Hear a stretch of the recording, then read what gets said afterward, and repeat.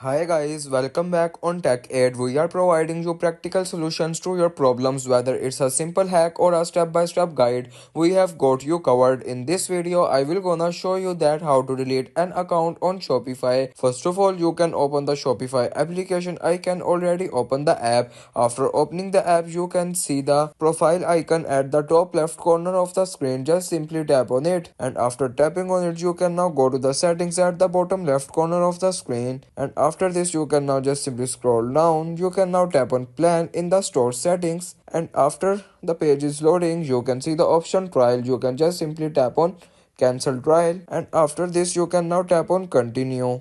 And after tapping on continue, you can just simply select the reason why are you closing this store.